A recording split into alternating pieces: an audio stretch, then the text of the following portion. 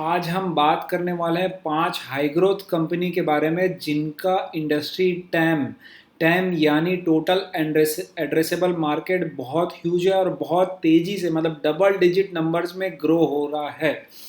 तो फ्रेंड्स सीधा चलेंगे वीडियो में, और वीडियो स्टार्ट करने से बता दूं मैं पहले कि जो भी 5 कंपनियों को मैं नाम लूँगा वो किसी भी तरह का बाय सेल रिकमेंडेशन नहीं है। This video is only for educational purpose.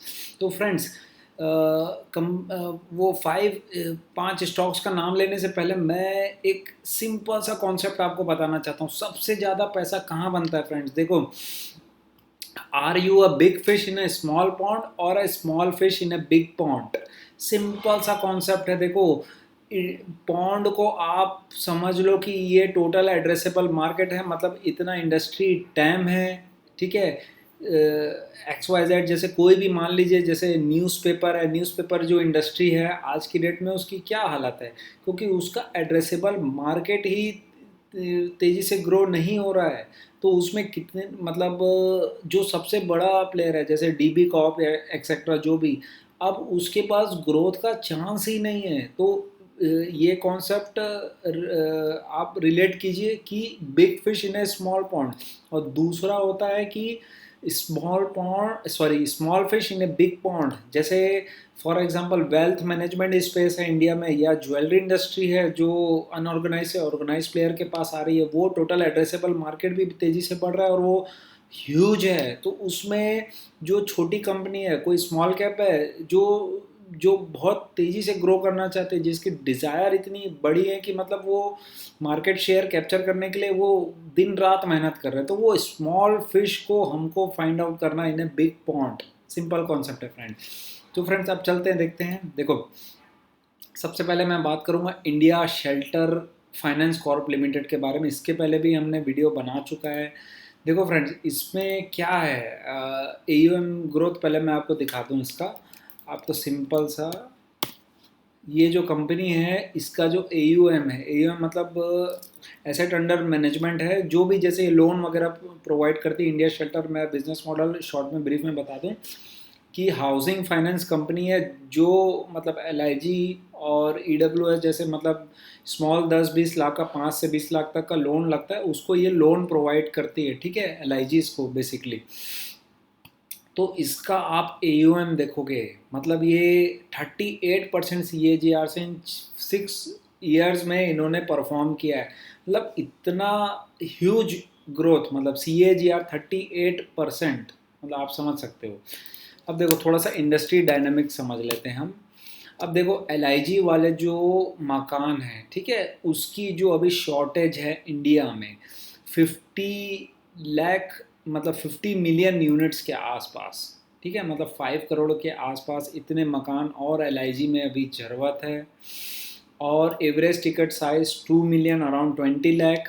ठीक है, वैल्यू ऑफ मतलब अराउंड अराउंड इन रुपीज़ देखोगे तो 100 ट्रिलियन। ठीक है, उसके बाद एग्रीगेट लोन डिमांड जो आ सकती है आने वाले 2-4-5 साल में, मतलब 40 ट्रिलियन इन रुपीज़। ठीक है, इतनी मतलब इतनी ह्यूज टोटल एड्रेसेबल मार्केट है। तो आप सिंपल सी बात है, और इसका भी करंट एयूएम मेरे ख्याल से अराउंड हमने देखा कितना है इसका एयूएम, 8,000 करोड़ के आसपास इसका एयूएम है अभी। ठीक है, तो आप सोच ही सकते हो हमने क्या स्टार्ट में बात किया, small fish in a big pond, हमको वही फाइंड आउट करना है। फ्रेंड्स ये देख लिया हमने थोड़ा सा इंडस्ट्री डायनेमिक्स। ठीक है, एलआईजी और EWS account for 90% of shortages of house. ठीक है, total demand to fulfil entire shortage in value terms 174 trillion है इन रुपीज़ में। तो aggregate loan demand from EWS and LIG segment जिसको ये टारगेट करती है वो ₹45 ट्रिलियन है। ठीक है, अब देखिए loans outstanding from affordable housing जो लगभग 11.5 ट्रिलियन थे 23 में। 26 में ये 50% ग्रो कर जाएंगे, मतलब इनका लगभग 18 ट्रिलियन के आसपास हो जाएगा। लोन्स इतने आउटस्टैंडिंग लोन्स फ्रॉम हाउसिंग और अफोर्डेबल हाउसिंग सेगमेंट से। ठीक है फ्रेंड्स, आई होप क्लियर है। हमने देख लिया इसका इंडस्ट्री डायनामिक्स, पास्ट परफॉर्मेंस। अब थोड़ा सा ग्रोथ गाइडेंस पे चलते हैं। समरी बनाई हुई थी मैंने। देखो ये टारगेट कर रही, अभी भी कंपनी इतनी कंसिस्टेंट है, मतलब पिछले 5-6 साल से इन्होंने अपना AUM 30% से ग्रोथ किया है। हर क्वार्टर एंड क्वार्टर 5 to 7% की AUM में जंप आती है। उसके बाद ये अभी भी बोल रहे हैं कि ये AUM अपना आने वाले समय में 30 to 35% से ग्रो करेंगे। और और ये जो है 30,000 करोड़ के आसपास by March 30 asset under AUM, मतलब वही जो मैंने स्टार्ट में आपको बताया, इतना टारगेट कर रहे हैं एसेट्स अंडर मैनेजमेंट। तो फ्रेंड्स ये थी हमारी first company India shelter finance corporation limited, जिसका आप देखोगे तो प्राइस टू बुक अराउंड अभी चल रहा है 3.83। एक समय में बहुत कम हो गया था, बहुत मतलब लिक्विडेटिव डील थी, जो इसका प्राइस टू बुक आप देखोगे 3 के बिलो, मतलब 2.7 ऐसा आ गया था। अब मार्केट समझने लग गई तो उस हिसाब से market is a discounting machine, reward कर दिया मार्केट ने। अब नेक्स्ट देखते हैं फ्रेंड, नेक्स्ट कंपनी है नुवामा वेल्थ मैनेजमेंट। इसके बारे में भी हमने पहले बात कर चुका है चैनल में, और मैं थोड़ा सा आपको बताऊंगा इसका पास्ट परफॉर्मेंस। एक बार पास्ट परफॉर्मेंस देख लेते हैं। देखो इस कंपनी ने भी अपना जो रिवेन्यू है अराउंड अराउंड, मतलब FY 22 में 32% से फिर 19%, फिर 30%, फिर अभी इस साल 40% से इसका रेवेन्यू जंप हुआ है। ठीक है, अब थोड़ा सा इसके इंडस्ट्री डायनेमिक्स को भी समझ लें। हमारा वीडियो का यही उद्देश्य था कि मैं इन कंपनियों के केस स्टडी को लेके, इनके माध्यम से मैं आपको ये कॉन्सेप्ट क्लियर कराना चाहता हूँ कि सबसे ज़्यादा पैसा भाई जिस जिस इंडस्ट्री, जिस सेक्टर में टेलमेंट से 60% ऑफ द पास्ट विनर्स, मतलब जहाँ इंडस्ट्री में ह्यूज टेलमेंट्स हैं, टेलमेंट्स इन द सेंस सिंपल, मतलब जो एड्रेसेबल मार्केट ही बहुत तेज़ी से बढ़ रहा है और बहुत बड़ा है, वहाँ अगर कोई कोई छोटी कंपनी अपना टारगेट कर रही है, जिसको ग्रोथ की भूख है, जो आगे बढ़ना चाहती है, मार्केट शेयर कैप्चर करना चाहती है, वही कंपनी हमको ढूंढना है। तो फ्रेंड्स अब थोड़ा सा देख लेते हैं इसके इंडस्ट्री डायनेमिक्स। हाँ, देखो नुआमा वेल्थ तो जो टारगेट करती है UHNIs और HNIs, अल्ट्रा रिच पीपल को टारगेट करती है, क्योंकि इसने अपना एड्रेसेबल मार्केट खोज लिया। देखो 70 to 75% जो टोटल फाइनेंशियल वेल्थ है इंडिया में, वो मतलब टॉप टॉप आप बोल लो कि मतलब ओनली 35,000 हाउस होल्ड्स और 30 लाख हाउस होल्ड्स के हाथों में है। ठीक है, मतलब टॉप 5 to 10% आप मान के चलो, इतने पर्सनस के पास पूरी वेल्थ एक्यूमुलेटेड है अभी इंडिया की। ठीक है, तो ये वही मतलब पॉपुलेशन को टारगेट कर रही है। अब हम देखेंगे, ये देखो जैसे इन्होंने इंडस्ट्री का कुछ डाटा दिया हुआ है। इसके देखिए दो बिजनेस मॉडल है, मतलब रिवेन्यू जनरेशन जो तरीका है इसका, दो उसमें आता है। मैंने लास्ट टाइम भी कवर किया था, डिटेल में पूरा कवर कवर किया हुआ है इसको, कि इसके जो जो इसके जो ये वाले हैं, मतलब एक second friends, just a friends. इसके जो बिजनेस है, एक वेल्थ मैनेजमेंट वाला, एसेट मैनेजमेंट वाला बिजनेस है, और कैपिटल मार्केट्स वाला, और एक एसेट सर्विसेज है। तो देखो ये इतना मैं डिटेल में अभी नहीं जा पाऊंगा, मैं ब्रीफ बता दूं कि दो तरीक़ों से पैसा इसको आता है, एकदम सिंपल आसान लेमन लैंग्वेज में। एक तो एनुअल रिकरिंग रिवेन्यू, मतलब जिसमें ये सिर्फ कमीशन लेता है, ये मैनेज करता है वेल्थ लोगों की, एसेट्स उनके मैनेज करता है, चाहे वो रियल इस्टेट हो, चाहे अल्टरनेटिव इन्वेस्टमेंट फंड्स हो, चाहे PMS फंड्स हो, एक्सेट्रा बहुत सारे। ये सब क्या होता है, अल्टरनेटिव फंड्स जो होते हैं, ये मतलब जो हम म्यूचुअल फंड में पैसा लगाते हैं और जो हम स्टॉक्स परचेस करते हैं, उसके अलावा जैसे प्री IPO में और रियल इस्टेट फंड्स होते हैं, उस सबको हम अल्टरनेटिव एसेट्स फंड बोलते हैं। ठीक है, तो एक तो इसको ब्रोकरेजेस फी आती है, दूसरी ARR एनुअल रिकरिंग रेवेन्यू। तो कैपिटल मार्केट वाला जो डिवीजन है वो ब्रोकरेज, मतलब जब ट्रांजैक्शन होता है, जैसे आप शेयर परचेस करते हो कोई भी XYZ होगा, एंजल वन कहीं से भी, तो आपको एक चार्ज देना पड़ता है, फीस देना पड़ता है। वो थोड़े से सिक्लिकल टाइप ऑफ रेवेन्यू है, उसमें स्टिकीनेस भी कम है। दूसरी जो रेवेन्यू है, मतलब जैसे हम अ, आप बोलो ये किसी कंपनी का, ये बहुत सारे लोगों का, एचएनआईज का पैसा मैनेज कर रहा है, 1-1 करोड़ करके, ऐसा 100 करोड़ इन्होंने मतलब इतना फंड्स को मैनेज कर रहे हैं ये अपने क्लाइंट्स के, कि उनका इन्वेस्ट कर रहे हैं उनको कहीं भी सिंपल अल्टरनेटिव फंड्स में। तो उसके अगेंस्ट पे ये कुछ परसेंटेज ऑफ अमाउंट चार्ज करते हैं, ठीक है। तो वो एनुअल रिकरिंग रेवेन्यू होता है। अब क्या नुवामा क्या है, एड्रेसेबल मार्केट बहुत ह्यूज है इसका। ये वही बता रही है, देखो जो वेल्थ मैनेजमेंट वाला बिजनेस है जिसमें एनुअल रिकरिंग रेवेन्यू आती है, ठीक है, वो is expected to triple in India in 5 years। मतलब कितने ह्यूज एड्रेसेबल मार्केट को ये टारगेट कर रही है। और आप अभी देखो कि सब कंपनियां जो हैं, आनंद राठी हो गया चाहे, और एंजल वन एक्सेट्रा, सब इसी में, मोतीलाल ओसवाल हो गया, सब इसी में ही जंप कर रहे हैं। तो अब देखोगे, अब देखिए जैसे प्रोफेशनली मैनेज वेल्थ यूएसए में 75% wealth is managed by professionals, और इंडिया में सिर्फ अभी 15% ही मैनेज होती है। मतलब एड्रेसेबल मार्केट आप देख सकते हो। Share of financial wealth USA में 70% है, इंडिया में 25% है अभी ओनली। और वेल्थ टू जीडीपी 6.5 है यूएसए में, और 4.5 है इंडिया में। इंडिया इज ऑब्वियस है डेवलपिंग कंट्री, बहुत तेज़ी से ग्रो हो रही है। एचएनआईज यूएचएनआईज बहुत तेज़ी से बढ़ रहे हैं, ठीक है। तो इसीलिए वेल्थ अंडर मैनेजमेंट वाला जो पोर्शन है वो बहुत एक ह्यूज नंबर ले लेगा आने वाले समय में। अब देखो अल्टरनेटिव्स वाला जो मार्केट है, जो अल्टरनेटिव इन्वेस्टमेंट फंड्स मैंने बताया, वो आप देखोगे ग्लोबल, सॉरी मैं यूएसए का कंपेयर कर लेता हूँ, देख लो। Mutual funds AM AUM to GDP 92%। मतलब अभी जो पैसा है यूएसए के लोगों का, वो म्यूचुअल फंड्स वगैरह, मतलब रियल इस्टेट के अलावा आप देखोगे 92%, इंडिया में सिर्फ 18% है। और ए आई एफ है जो अल्टरनेटिव इन्वेस्टमेंट फंड्स हैं, जिससे इनको A R R, annual recurring revenue आता है। टोटल जीडीपी का आप देखोगे तो इंडिया सिर्फ 2% है। बाकी ग्लोबल 19% लोग अल्टरनेटिव इन्वेस्टमेंट फंड्स में मतलब वहाँ अवेयर हो चुके हैं। इंडिया में भी अब धीरे धीरे अवेयरनेस आ रहा है, और इसका जो मार्केट है अल्टरनेटिव्स, मतलब मार्केट जो है size to grow over 5x in next decade. तो ह्यूज मार्केट है। अब थोड़ा सा हम इसके पोर्शन को देख लें नुवामा के। हाँ, ये जो गाइडेंस है अभी भी देखो, the company aims for its client assets and revenue to grow at 15 to 20%। मतलब ये अभी गाइड कर रही हैं इतना, ठीक है, ओपनली, कि ओवर द नेक्स्ट 5 years इतना ये ग्रो करेंगे अपने एयूएम को।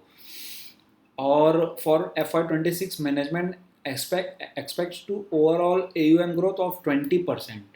तो मतलब देखो इसका पी भी आप देखोगे तो अभी 26 के आसपास है, और 20-25% से ग्रो करेगा, तो पी पैग रेशियो भी अराउंड 1 के आसपास है। तो इतना कोई मतलब ऐसा कॉस्ट, इतना कोई कॉस्टली नहीं है अभी भी, क्योंकि हमको कई बार क्या लगता है कि 5000 के लेवल पे था, बहुत चीप था, अब तो यार इसका रेट बहुत ज़्यादा बढ़ गया है। ये प्राइस एंकर बायस सबको होता है, देखो इसका भी हमने वीडियो बना चुका है। हम पास में हाइंडसाइट में है हमारे लिए, हम फ्यूचर को नहीं देखते हैं। अब देखो फ्रेंड्स, इसमें क्या हुआ था अभी, जेन स्ट्रीट वाला, आप बोलोगे यार जेन स्ट्रीट वाला जो प्रॉब्लम हुआ था कि इसको बैन किया सेबी ने, ठीक है। तो उससे नुवामा के कोई लिंक नहीं थे। आप ये सिर्फ एज अ ब्रोकर था नुवामा जेन स्ट्रीट का, जिसको सेबी ने बैन किया। हाँ, उसका रफली कंट्रीब्यूशन जो है आप देखोगे 7% के आसपास टोटल FY25 में रिवेन्यूज़ का कंट्रीब्यूशन था उसका। लेकिन आप अब हम टोटल देखें, जैसे कैपिटल मार्केट्स वाला जो सेगमेंट है जिसको ये रिड्यूस कर रहा है, और ARR एनुअल रिकरिंग रिवेन्यू वाले शेयर को बढ़ा रहा है, तो 70-75 कंट्रीब्यूशन मतलब वेल्थ मैनेजमेंट और एसेट सर्विसेज से आता है, बाकी 26% कैपिटल मार्केट से। उसमें ओनली 7% पोर्शन था उसका रेवेन्यू का। तो फ्यूचर आप देखोगे, देखो शॉर्ट टर्म में तो पेन है। मैं एक समरी भी एआई में बनाया मैंने, कि शॉर्ट टर्म में सेंटिमेंट हिट हुए हैं, पार्शियल अर्निंग्स का प्रेशर आया है स्टॉक में, ठीक है। उसके बाद लेकिन क्या है, लॉन्ग टर्म में जैसे डाइवर्सिफाइड बेस है, और आप देखोगे कि वेल्थ मैनेजमेंट वाला पोर्शन और ग्रो हो रहा है तेज़ी से, तो ये इफेक्ट एकदम लगभग नेग्लिजिबल हो जाएगा। तो फ्रेंड्स चलते हैं नेक्स्ट कंपनी के ऊपर, प्रेस्टीज स्टेट्स प्रोजेक्ट्स के बारे में मैं बात करना चाहूँगा। मैंने हमने डिटेल में भी बात की इस कंपनी की। अब देखो इन्होंने क्या है, इनके क्या है, pre sales, pre real estate वाली जो कंपनी है उसमें हम प्री सेल्स ही देखते हैं, पहले भी मैं बता चुका हूँ। और प्री सेल्स इनका जो है वो हिट हुआ था बैडली लास्ट ईयर, मतलब ये टारगेट कर रहे थे 24-25,000 करोड़ के आसपास, लेकिन इनका 17-18,000 करोड़ ही हो पाया था। तो अब जो इन्होंने टारगेट किया था FY26 में, वो अराउंड अराउंड ये टारगेट किए थे FY26 पूरे होल ईयर में 26,000 करोड़ टू 27,000 करोड़ के आसपास प्री सेल्स ये टारगेट कर रहे थे, ठीक है, जो कि अराउंड 40-50% जंप रहेगा लास्ट ईयर से। और अब मज़े की बात क्या है कि इनका बिजनेस अपडेट भी आ गया है Q1 का, और इन्होंने बताया भी था कि Q1 में ही हो सकता है कि हम 12,000 टू 13,000 करोड़ के आसपास हम प्री सेल्स अचीव कर लें, मतलब 50% तो फर्स्ट क्वार्टर में ही अचीव कर लें, क्योंकि बहुत सारे लॉन्चेज हुए हैं, अभी बिजनेस अपडेट इसके रेगुलर आ रहे थे।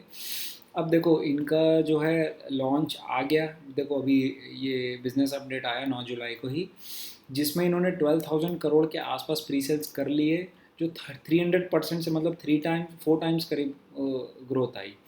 उसके बाद फिर कलेक्शंस भी ऑल टाइम हाई रहा इनका 4,500 करोड़ के आसपास। फिर एवरेज रियलाइजेशंस प्राइजेस की वो भी अराउंड अराउंड 13,400 के आसपास रहा पर स्क्वायर फीट, और प्लॉटेड प्लॉट्स के लिए अराउंड 7,300 पर स्क्वायर फीट रहा।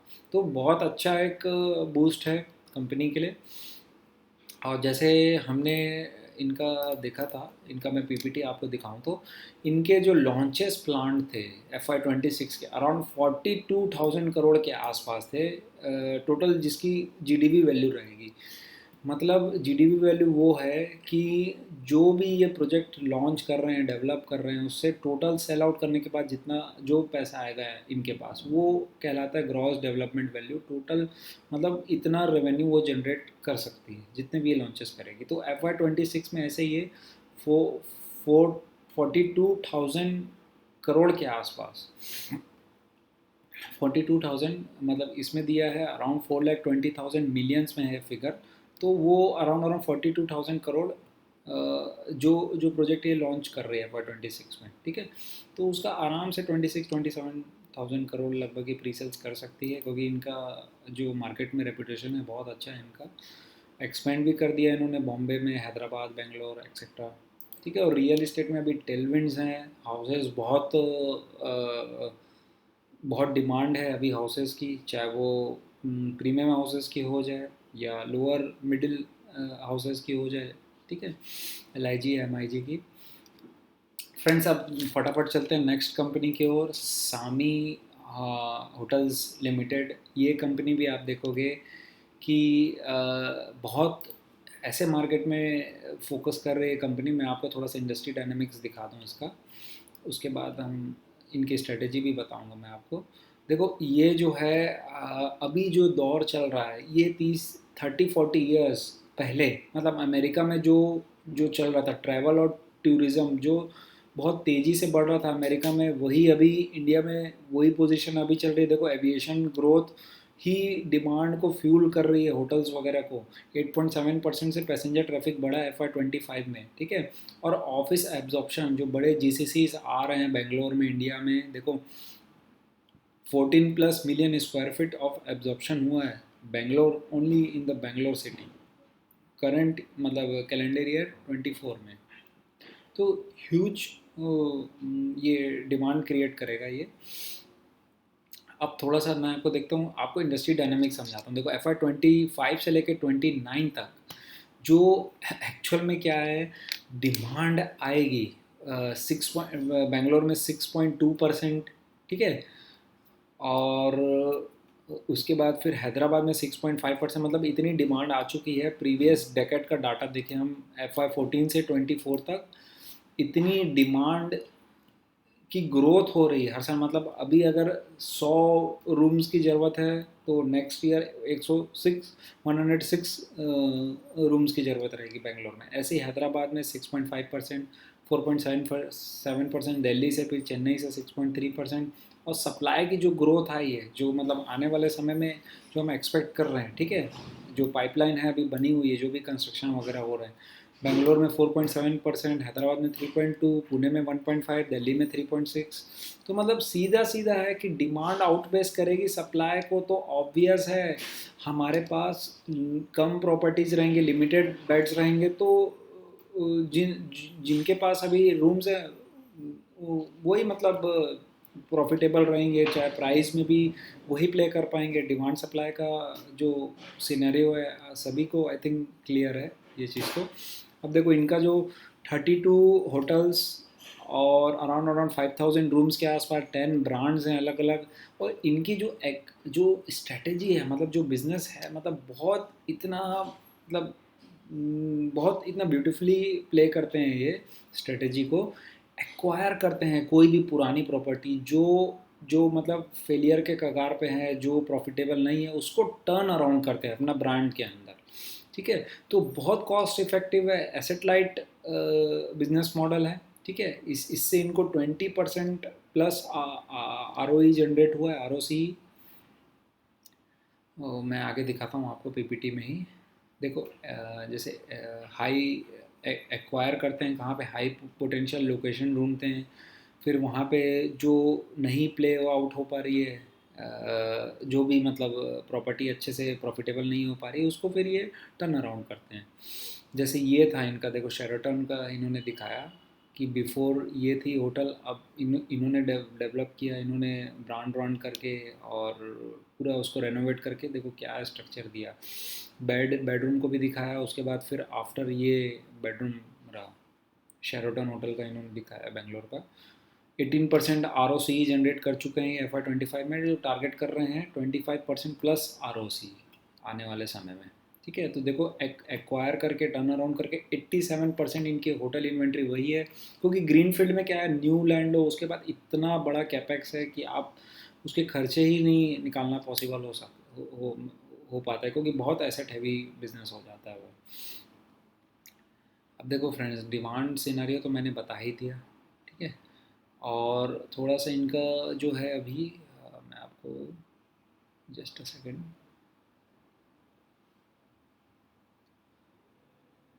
इनका जो अभी, हाँ, इनका जीआईसी ने से अभी इनका टाई अप हुआ। ठीक है, तो कैपिटल आया, उससे इन्होंने अपने डेट को भी रिड्यूस किया। डेट को रिड्यूस करने के बाद ये अराउंड अराउंड देखो FY25 में 3.2x का around net debt to EBITDA हो गया, जो पहले 8.7 था, 4.9 था, फिर 4.4 था FY25 में। उसके बाद अभी जब जीआईसी ने एक्वायर किया तो 3.2 के आसपास हो गया।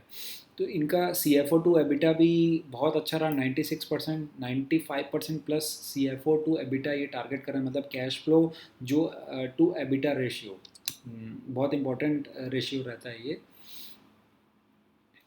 तो इससे क्या होगा, अब इनको इनके पास ह्यूज मतलब कैश जनरेट हो रहा है, क्योंकि क्या हो रहा है देखो, डेट भी रिड्यूस हो रहा है, न्यू प्रॉपर्टीज़ आ रही हैं, और डेट रिड्यूस होने से इंटरेस्ट कॉस्ट रिड्यूस हो जाता है, जो सीधा सीधा जो पैसा आता है, कैश आता है, उससे ये और तेज़ी से एक्सपेंड कर सकते हैं। वही इन्होंने एक्सप्लेन किया हुआ था।